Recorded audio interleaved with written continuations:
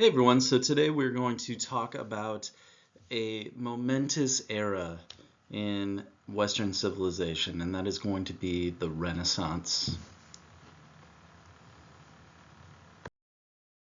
Unit, like we've talked about, we're going to be studying innovation, and innovation can come in a number of different forms, as we'll talk about throughout. But in terms of the Renaissance, this was really a chance for a new start for Europe.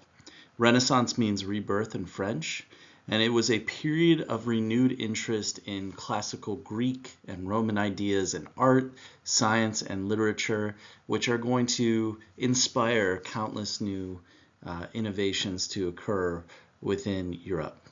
It's going to begin in Italy in the 1300s and spread across Europe by the 1500s. And so much of what we think about in terms of the classics in art and science and politics and culture and things that are going to spur on new ideas like the Enlightenment are going to come out of this era of the Renaissance. So, in terms of just giving a little bit of backstory, to this point within Europe, you have this massive economic system that is taking place known as feudalism. And we've mentioned feudalism at certain points throughout the year, but feudalism was a political and social system in medieval Europe, so the time period just before the Renaissance, where kings would grant land to nobles in exchange for loyalty and military service. So what we sort of think of with like the knights and those sorts of people and nobles that would sort of serve the king, with the peasants doing so much of the work at the bottom. So peasants would work the land for the lords in exchange for protection, and it sort of created this really rigid class structure where peasants really couldn't rise above where they were at. And so there is limited social mobility.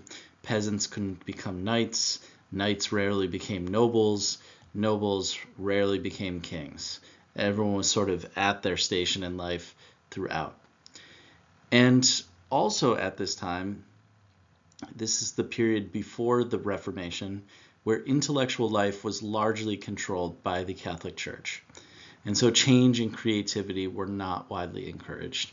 And so you have Europe going through this period of the Middle Ages in which there isn't a lot of innovation happening. And you have this rigidity within social cultures.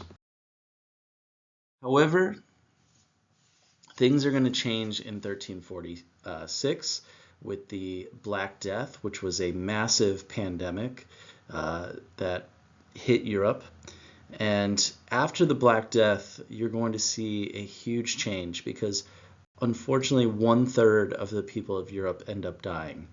And so because of that, labor is in short supply. And so these peasants are going to demand better pay and better rights. And unfortunately, even though it caused a lot of death and destruction, the Black Death also did allow for sort of a shift in society and changes to happen in society to allow for some of this social mobility to take place.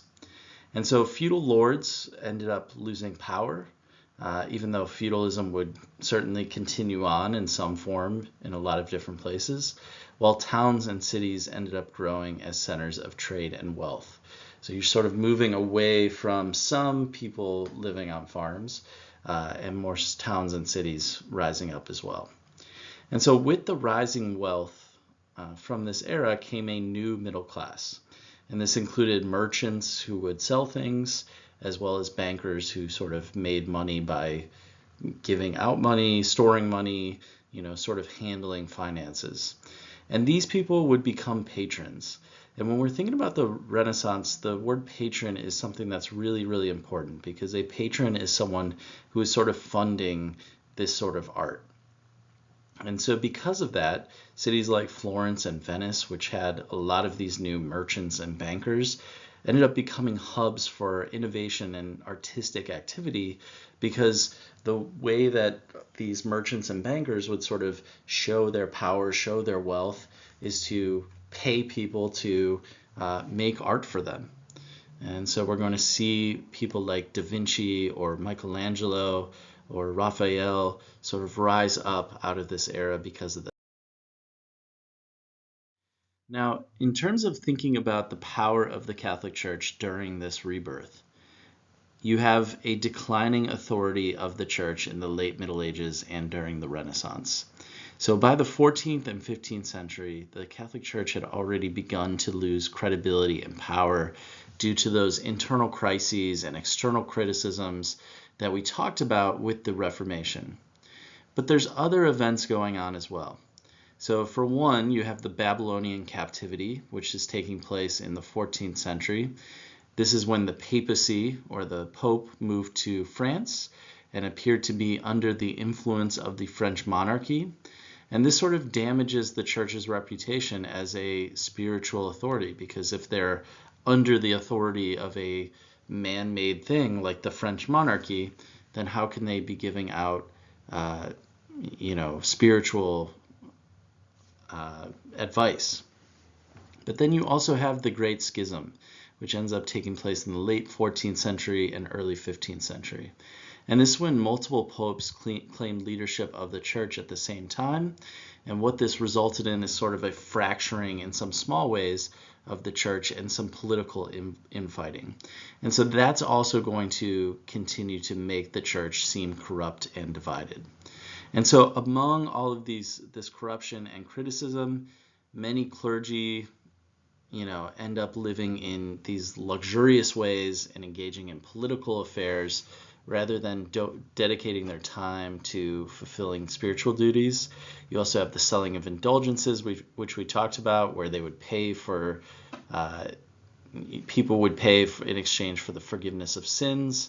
You have simony taking place, where you're selling off church offices, nepotism, where you're giving posts to relatives. All of these are signs that there is a deep corruption. And at the same time, the wealth and the power of the Catholic Church is also going towards some of these artists as well. And so you see a funding of art come even from the Catholic Church.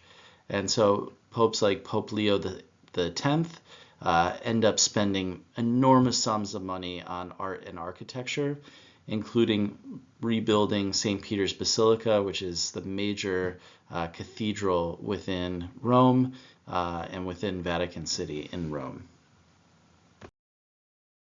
So in terms of thinking about this as well, this is also going to lead to a rise of literacy, humanism, and questioning authority. So with the growth of Renaissance humanism, more people begin to study classical texts and develop critical thinking skills. And this made them more likely to question church teachings and authority.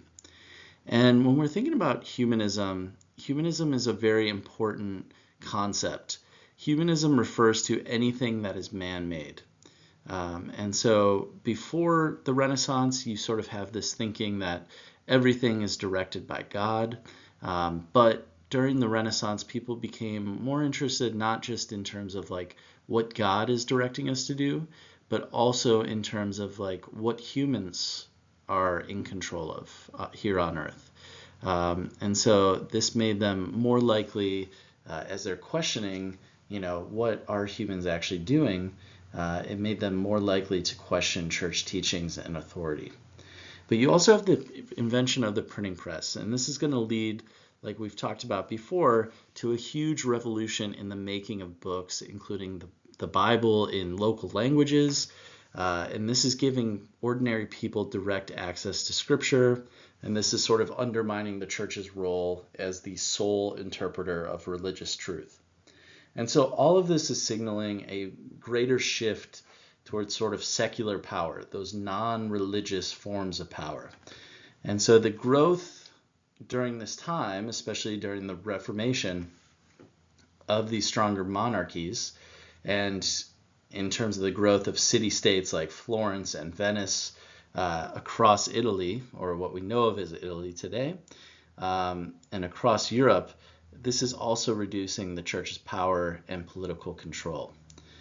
And so leaders in this area are really, showing off that power by, again, funding the arts, funding civic pride in the cities that these people live in, and they are, pushing this over church and religious dogma.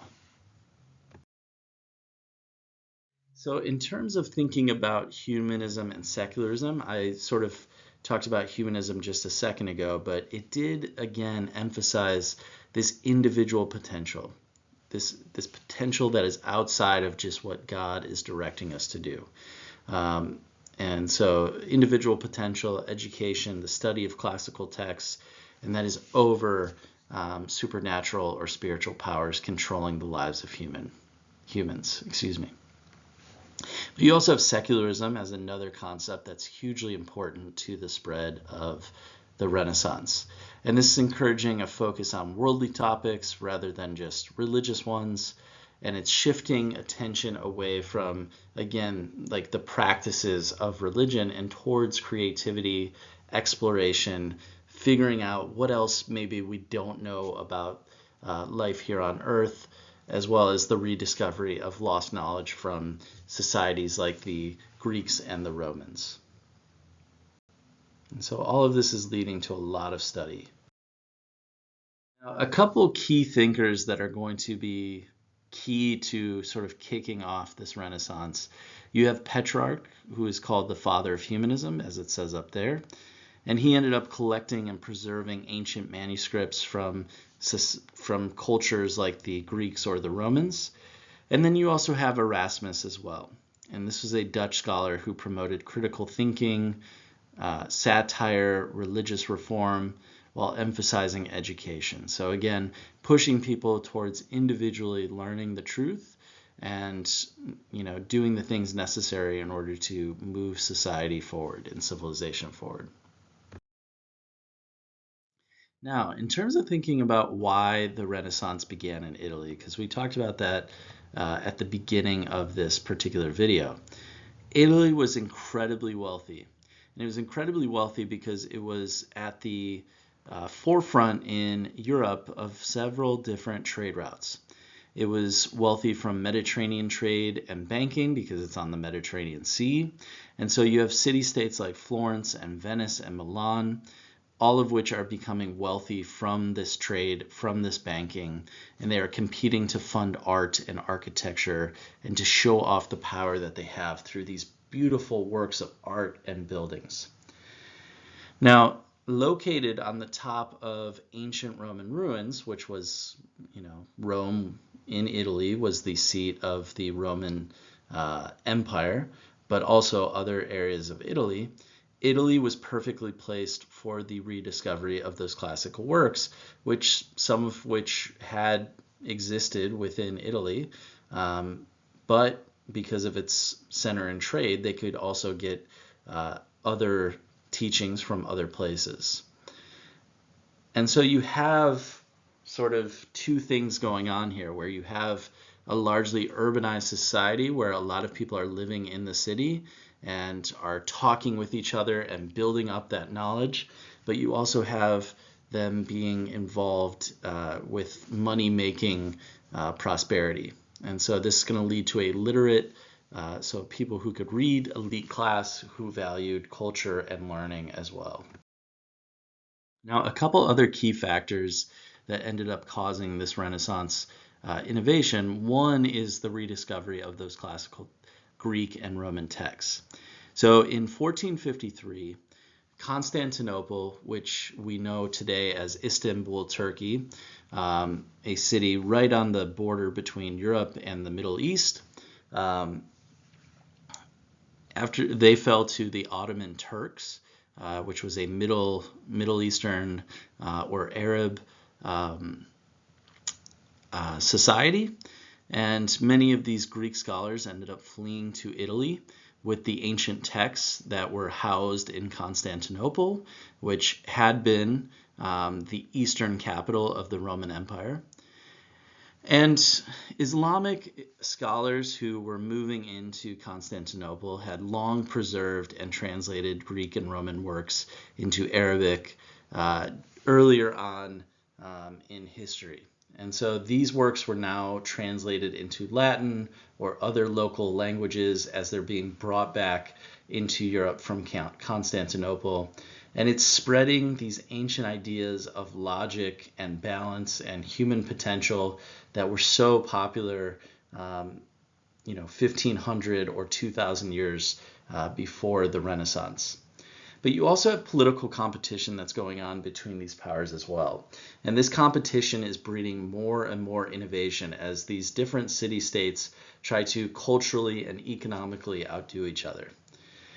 And so you have these powerful families like the Gonzagas, the Medici, the Sforzas. All of these people are acting as patrons and funding this art to prove their sophistication and power, and to show their city as the most important one. And so this is meaning that innovation is being rewarded and showcased in ways that were not happening when the Catholic Church was the sole dominator of authority within society. But you also have technology that's sparking creativity, and this is brought about by this competition. But in terms of engineering, you have many works of architecture and other engineering feats that are going on. And this is allowing for massive structures like the Florence Cathedral, the Duomo, works of art and architecture like St. Peter's Basilica being rebuilt.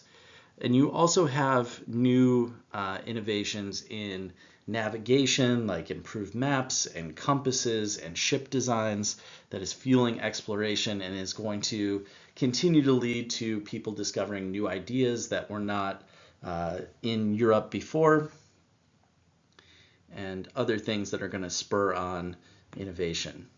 And you also have technologies that are developed for trade and war that were also being adapted to be used in art and scientific uses. So the drawings you have below here are from a very famous artist, Leonardo da Vinci, who is also an inventor, an engineer, all of these things during the Renaissance as well. Now, like I said, the printing press, something we've talked about here in class, is also going to be extremely important. And this is going to be invented by Johannes Gutenberg in 1440. It did allow these books, which have these ideas, to be printed quickly and cheaply. And so knowledge is really spreading rapidly, and it's allowing for the spread of these Renaissance, these new ideas to be spread as well. And it is also encouraging a lot of different people to read and write and be educated. And so this is empowering all these different people, like reformers who want to change things, like humanists who want to focus on human prosperity and human controlled avenues here on Earth, to challenge authority, to share ideas across borders, and to continue this innovation going in more and more ways. You also have a lot of different advances in art and architecture during this time as well. You have artists like Leonardo da Vinci, Michelangelo, Raphael. Michelangelo and Leonardo da Vinci are both from Florence within Italy. They're sort of born at the epicenter of this Renaissance that is going on. And those two, along with Raphael, are going to master perspective and showing off the human anatomy and realism, all of which are going to be creating, beautiful works of art that had been unseen in Europe since the Greeks and the Romans, and we're surpassing it as well. And they're doing this by borrowing from classical teachings and things like architectures having columns and arches and domes from Roman buildings, and then bringing it into art as well. Because art is becoming no longer just religious. If you look at the Middle Ages, all of the art was, reflective of religion. And although there's a lot of art within the Renaissance that is religiously based, like we can see La Pieta from Michelangelo here below, it's starting to also reflect daily life, the human form. And this is becoming much more natural of the human body, even if it is still religiously based a lot of times. Another thing that's happening is that these artists are becoming huge celebrities, and they're becoming intellectuals in their own right. They're some of the most valued people within society, including people like Leonardo da Vinci, who's a genius. And so even though he does not paint a ton, he has very few works of art. Things like the Last Supper, the Mona Lisa, these live on because of his genius. But you also have Michelangelo, who did the Statue of David. He painted the Sistine Chapel ceiling in Rome. And all of this celebrated the human form. And then we also have Raphael, who is another famous painter of this time. He painted something called the School of Athens, which we had on a couple slides ago, in which he painted all of the geniuses of the Greek, Roman, and Renaissance time, just sort of tying those in together once again. Now, art is not the only thing that was valued or was changing during this time. You also have science and inquiry changes as well. So Renaissance thinkers are also challenging medieval science through experimentation and observation. And so you have people like Leonardo da Vinci, once again, who are studying anatomy, studying flight, studying mechanics, and bringing that into their art. But you also have people like Copernicus, who is not an artist, but he proposed a heliocentric or sun-centered universe, which again is breaking away from religious traditions, which had said that the Earth, created by God, was the center of the universe. And so all of this is laying a foundation for the scientific revolution, which we'll be learning about here in class.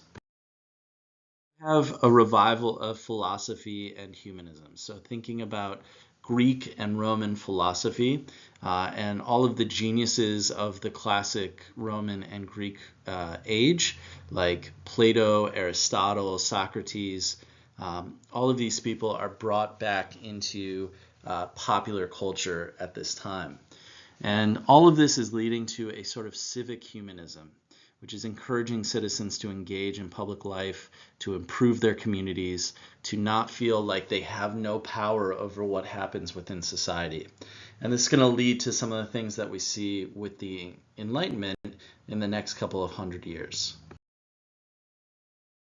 Now, in terms of politics and power, Renaissance politics really shifted away from some of the medieval ideals of just chivalry, where you have these knights that are protecting this king that's been chosen by divine right by God, and into more pragmatic and secular approaches to leadership that is separated from religion. Now, obviously, with the age of absolutism, we'll see a return to some of these ideas, but you start to see people in the Renaissance start to think, what really makes a strong ruler or a good ruler? And so one particularly influential person during this time is a man named Niccolo Machiavelli. He is from Florence, and he writes a book called The Prince in 1513. And this was incredibly groundbreaking in terms of thinking about politics. And he argues not that leaders should be sort of soft and allow their people to have rights, but he argued that effective rulers should prioritize stability and power over just morality. And morality would be doing things that are moral or ethically right. And so he advised leaders to be feared rather than loved if they could not be both. So again, just stability at all costs. And it sort of reflected the political instability of some of the Italian city-states. Even though we have this rebirth going on, there's a lot of competition going on, and it's leading to a lot of different war between cities like Florence, Venice, Milan, Rome. And this is leading to, instability within society. And so in order to bring that stability back, Niccolo Machiavelli thinks that these leaders should be tougher. In city-states like Florence and Venice and Milan, these all operated as independent powers, and they were oftentimes ruled by wealthy merchant families or despots, right? Tyrants, authoritarians. And so these city-states ended up competing with one another economically and artistically and militarily. And this is going to lead to both innovation and also conflict as well. And one of those families that really led some of these places were people like the Medicis. And they ended up sponsoring artists like Michelangelo, Leonardo da Vinci. And this is a way to sort of show off their power, to legitimize their rule, and to increase their cultural prestige, which blended politics and arts together. Now you also have secular rulers across Europe who begin also funding public works, universities, artists, all of which are going to contribute to education for the masses, but are also about showing off their own power. Now, in terms of education and literacy, we've talked about this before, but you do see a rise of things being printed in vernacular language, so the local language. So things like Italian, French, and German instead of just being in Latin. This leads to an incredible access to books that is expanding after the invention of the printing press like we talked about. And so with that, more people can read, more people want to go to school, and this is going to lead to more universities and a further spread of these Renaissance ideas to continue going. And so more people are receiving formal education, more people are learning to read, and this is overall benefiting humankind. Now you also have, because of this, because more books are being printed, more achievements in literature. So you have Dante, who created something called the Divine Comedy. He blended sort of medieval and classical ideas into this Renaissance form. But we also have Petrarch. This was poetry that focused on emotion and human experience, sort of that humanist side. Erasmus, he sort of satired or made fun of religion in a way, but called for religious reform. And then people like Christine de Pizan, a early feminist who defended women's intellect and morality, and then Niccolo Machiavelli, as we talked about. Now, as time goes on, we start to see the Renaissance spread out of Italy, and it starts to spread north into places like modern-day Germany, or the Holy Roman Empire at the time, England, France, Belgium, the Netherlands. All of this is going to lead to the Renaissance becoming slightly different in these areas, but also a huge amount of innovation throughout Europe. And this movement north was really influenced by increased trade and travel. And, as people are innovating, this is allowing these ideas to spread even faster because technology is growing as well. And so the invention of the printing press, the better ship making and shipbuilding and navigation, this is all leading to these ideas getting throughout Europe. But there's a different focus in the north. Unlike the Italian Renaissance, which often celebrated those sort of classical Greece and Roman Empire art and human beauty and secular themes, the Northern Renaissance did place a greater value and emphasis on Christian values. And especially, as the Reformation becomes more widely spread throughout Northern Europe, you have some of these new Protestant ideals sort of coming to the forefront.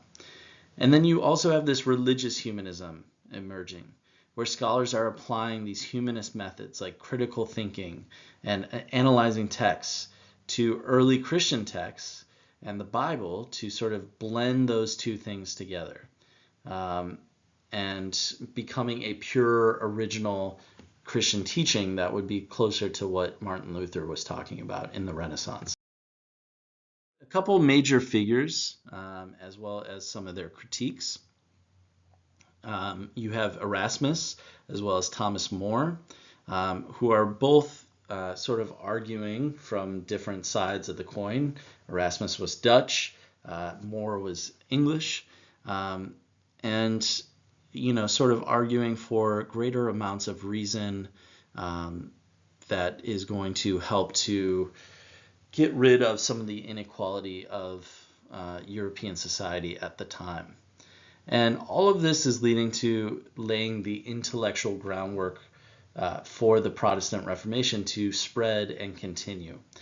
And these northern humanists are believing that by educating people and reforming the church, society could improve. And so they're already thinking about some of these things, but they can continue to add to them with the Renaissance. All right, well, at this point, we'll continue talking about the Renaissance throughout this unit. But if you have any questions, please let me know. Have a great day.